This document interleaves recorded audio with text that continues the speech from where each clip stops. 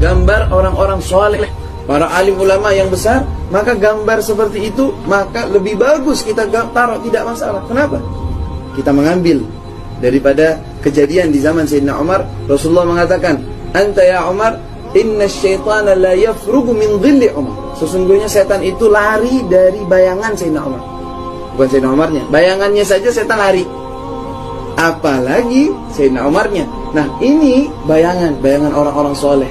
Apalagi kita mengetahui anak-anak kita yang kecil, lihat siapa ini, wahai orang tuaku, ini adalah fulan, orang alim, ini orang yang bertakwa, ini orang yang punya jasa dalam berilmu, guru saya dalam menimba ilmu. Anak itu tahu, karena zaman kita zaman film, zaman ada foto. Mereka akan melihat orang-orang yang fasik, mereka akan melihat orang-orang yang jelek. Tapi kalau kita melihat orang-orang yang soleh, tahu, oh ini ulama, ini orang besar, ini orang yang punya jasa, mereka akan cinta kepada para ulama. Ini sholawat juga diamalkan oleh Syekh Abdul Qadir Al-Jailani dan para wali yang lain. Sholawat ini, barang siapa yang membaca sholawat ini tiap malam Jumat 10 kali, kalau tidak bisa 10 ya sekali rapapola, maka nanti tidak mungkin dia masuk kubur kecuali nanti diantar sama Rasulullah di dalam kubur sebelum ketemu mungkar nakir yang ngadepi pertama kali Rasulullah. Sholawatnya begini, tirukan ya. Allahumma sholli ala sayyidina Muhammadin al-habibil mahbub al-alil qadri al-azimil jah wa ala alihi wa sahbihi wasallim. Nah, ini saya. Kalau dulu Imam Ahmad Rifai ketika dia ziarah ke makam Rasulullah sallallahu alaihi wasallam disaksikan dengan 12.000 orang rombongan beliau, lantas di hadapan pusara Nabi Muhammad dia berkata, fi halatil bu'di ruhi kuntu ursilha tuqabilul arda ani fahiya naibati hadaulatul ashbah qad hadarat. Sebenarnya kalau dulu Imam Ahmad Rifai ketika dia ziarah ke makam Rasulullah sallallahu alaihi wasallam disaksikan dengan 12.000 orang rombongan beliau, lantas di hadapan pusara Nabi Muhammad dia berkata, fi halatil bu'di ruhi kuntu ursilha tuqabilul arda ani fahiya naibati hadaulatul ashbah qad hadarat famdud yaminaka kay tahdha biha syafati. Dulu waktu saya jauh di kampung saya, tiap hari saya hanya mengirim ruh cinta saya kepada engkau, mencium tanah ini. Sekarang jasad sudah hadir, berjumpa dengan jasad, ulurkan tanganmu agar bisa aku cium langsung. Maka itu 12.000 orang menyaksikan tangan keluar dari kuburannya Rasulullah dicium oleh Imam Ahmad Rifai radhiyallahu anhu arbah, dengan disaksikan 12.000 orang yang hadir radhiyallahu anhum ajma'in. Mereka kembali kepada Abdul Rahman As-Segaf. Beliau mendapat kemuliaan karamah dari Allah. Karamah diizinkan oleh Allah masuk surga. Kemudian selesai, putranya Al-Habib Umar Al-Mahdar disuruh untuk mijit kaki beliau. Heran, kok gak seperti biasanya apa ini? Kakinya warna kuning, kayak dikasih zafaron gitu. Baunya harum. Abah, ini warna apa? Dari mana Abah ini? Dan ini minyak wangi, Pak. Gak pernah kita cium baunya di dunia ini. Minyak wangi dari mana ini? Ya waladi, kata Abdul Rahman, saya barusan mendapat nikmat dari Allah, diizinkan masuk surga. InsyaAllah ya. Karena udah dekat dari surga, dengan surga udah dekat, ibadah siang malam. Ini warna rumput surga. Bau harum ini bau harum rumput surga. Bau rumputnya juga. Husyatit tayyibat. Bau rumputnya seperti itu. Bau rumahnya gimana? Bau bidadarinya gimana? Wah, mirip sama bidadari sampean. Luar biasa. Kemudian apa yang dilakukan Habibur Rahman setelah bercerita mendapat kemuliaan dari Allah itu? Menangis, Pak. Nangis. Jadi Bingung putranya, kenapa kok nangis wahai Abah? Ini kalau Allah, ini menunjukkan apa orang mulia. Kalau ya waladi, apa takut? Takut. Masih hidup, masuk surga, masih takut. Takut apa? Takut ini istidraj. Ini hanya saya sekarang dimasukkan surga, tapi nanti habis mati saya masuk neraka. Orang yang sudah mulia seperti beliau, siang malam berzikir dan baca Quran, orang yang mendapat kemuliaan karamah sampai masuk surga dia di dunia, masih takut su'ul khatimah, Pak. Habib Ahmad niki karomahe ngeten, Pak. Niki saksine Habib Syekh nih, Habib Syekh Solo ngertos betul. Habib Ahmad niki nate badhe wangsul teng Yaman. Niki pun pesawat kan biasa teng bandara niku kan biasanya kan sak jam sak derenge bidal niku kan harus ada di bandara check in. Nah Habib Ahmad niki pun di susu kali keluarga. Habib niki pun jam segini, Beb, pun jam sekian. Ini sudah harus check in, Beb. Apa? Wis gampang, Gusik. Niki keluarga wis ra nyandai. Ra mungkin nyanda. Bandarane nggih teng Boyolali niku to. Adi kan Sumarmo nggih. Subhanallah. Niki Habib Ahmad dugi bandara. Pesawat niku membahasakan ya Mbak Ahmad bin Abdurrahman As-Sagaf ora lali. Pesawatnya rak balik. Pesawatnya subhanallah mudun malik. Pilotnya itu bingung. Karena apa? Karomah Habib Ahmad bin Abdurrahman As-Sagaf. Ini istimewa. Sampai dikatakan kota Tarim ini dikatakan doa ning kota Tarim itu dikabulkan oleh Allah walaupun di dalam kamar mandi. Neng jeding doa terima. Dari hebatnya kota Tarim, sampai kota Tarim itu Madinatun Nur, dikatakan kotanya cahaya. Dikatakan Tarim Maudiul Anwar, kota Tarim itu kotanya cahaya. Dauriha wal aktor, jalan-jalannya, gunungnya. Wallah ma fi haddar illa wa amla'ahullah. Demi Allah, tidak ada satu tempat yang ada di kota Tarim melainkan Allah berikan di situ penuhi daripada cahaya. Makanya kota Tarim itu kota yang sangat hebat. Sampai orang dulu itu berebut untuk tinggal di kota Tarim. Ingin berada di kota Tarim. Sampai dikatakan yaret fi haddar walau kama sajil ghar. Ada di Habib Ka'ab Mas-Sagaf ketika ziarah Sunan Giri.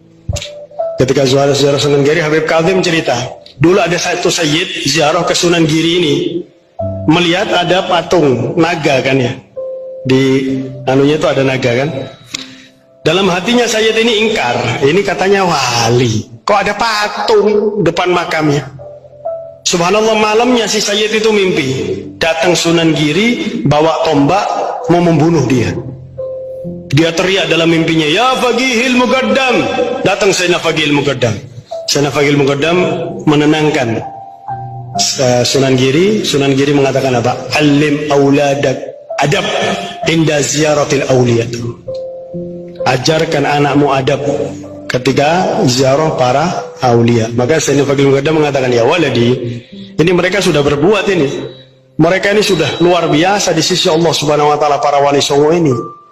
Jangan kamu buat masalah aku dengan mereka ini, katanya Sayyidina Faqihil Muqaddam. Pembohong, kau pembohong. Ketika beliau meninggal, ini anaknya pamer keramat. Ayo siapa nih yang kira-kira gantiin Abah? Al-Hamid ngeluarin rantai emas dari langit. Keramatnya Al-Hamid tuh, ngeluarin rantai emas dari langit sampai ke bumi. Langit sampai ke bumi.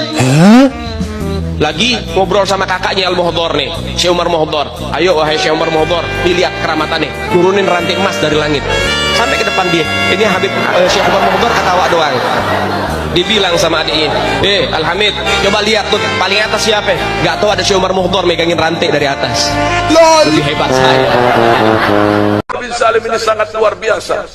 Luar biasa.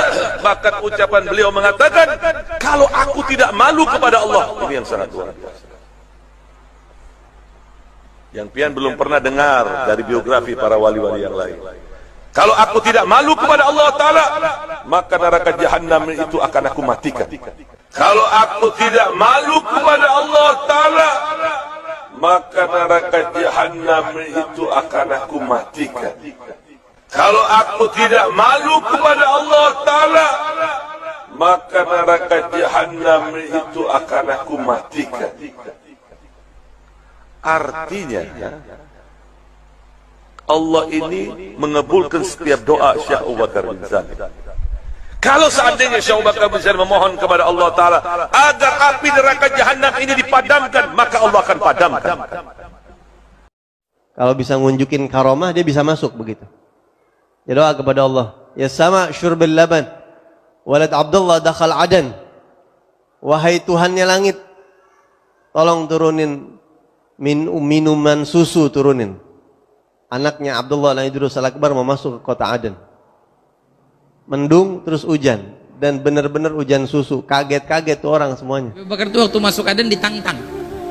Kalau engkau benar orang soleh, wali mau masuk sini, turunin hujan susu dulu. Abu Bakar tuh terkenal di kota Aden. Dia waktu mau masuk Aden doa, ya sama subbil laban walad Abdullah dakhal Aden. Wahai langit turunin hujan susu, anak Abdullah mau masuk Aden. Muqaddam Muhammad bin Ali Ba'alawi di umur 7 tahun mengkhatamkan Al-Quran dalam 1 rakaat sholatnya. Bisa kamu ikuti? Umur 7 tahun mengkhatamkan Al-Quran dalam 1 rakaat sholatnya. La yanam 33 sanatan la lailan wala naharan. Panggil Muqaddam 33 tahun tidak tidur. Orang nanya, ya panggil Muqaddam, ya Imam, kenapa kamu nggak tidur 33 tahun? Jawab beliau, bagaimana mungkin saya bisa tidur? Lihat ke kanan sorga, melihat ke kiri neraka. Dalam riwayat, melihat ke atas arasnya Allah. Syekh Umar Muhdhar lagi khalwat, lagi baca zikir.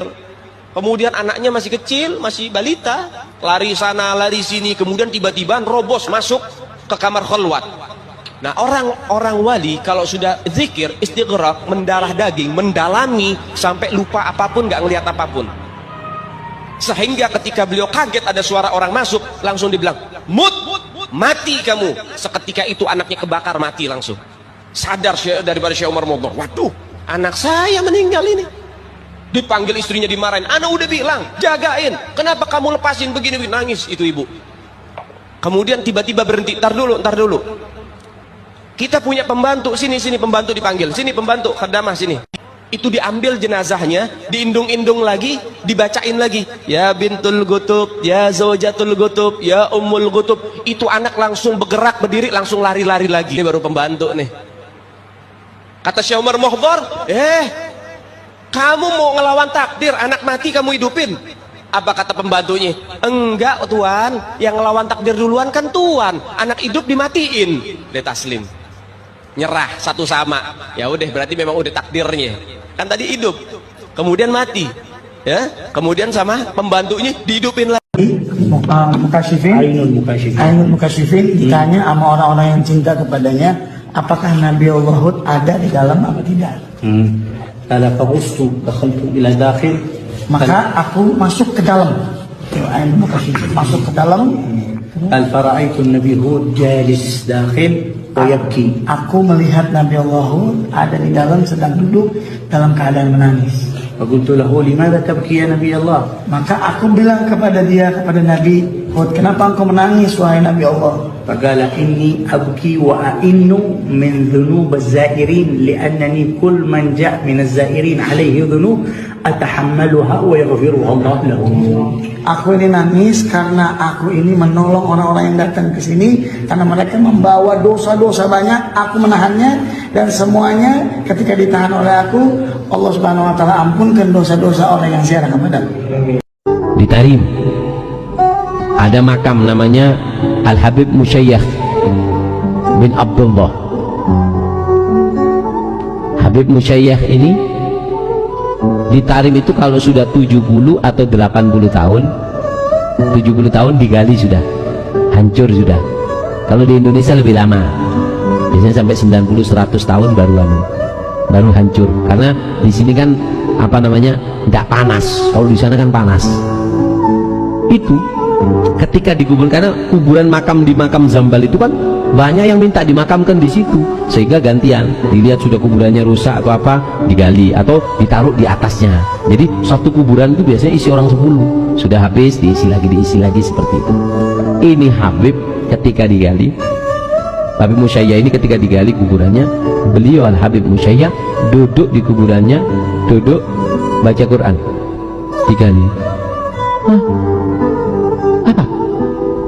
Kaget yang gagal. Di kuburan gali ada semangkanya, ada pisang goreng, tapi ya tak ada pisang goreng, tambahan dia. Baca Quran, kaget dia. Apa kata Habib yang ada di kuburannya? Tutup, cek mau ngomong lo gue en. Kamu kalau ngomong cerita sama orang, Allah akan takdirkan kamu gak panjang umur. Takut Pak, ya apa? Ngelihat hal yang aneh kayak gini, jasadnya utuh hidup di dalam kuburan, nggak boleh cerita mati. Aduh, berat, nyimpen rahasia itu berat. Akhirnya dia simpen nggak tenang. Ada apa Mas? Enggak. Mikir, enggak Dik, tak nyawa apa? Ada apa? Janda bandegi. Dan aku jawab, kamu janda. Akhirnya apa? Akhirnya didesak sama istrinya, cerita, aku melihat makamnya Habib itu, ini Nabas, tukang gali kuburan. Ketika digali nggak taunya Habib sedang duduk di kursi emas dengan membaca Al-Quran. Cerita, nggak sampai seminggu mati. Dan ini cerita masyhur, disebutkan dalam kitabnya Majmu' Kalam Al-Habib Alwi bin Syahab. Disebutkan di situ. Nah, artinya apa? Bahasanya orang kalau sudah ngerasa dekat sama Allah, nggak mungkin puas dengan Al-Quran. Saudara Habib Ali bin Muhammad Al-Habsyi, beliau berkata, fasa' fi ma sa'au wasyrab ma'al-gum ma'hum ala yahbaq rabbak mithla ma habahum.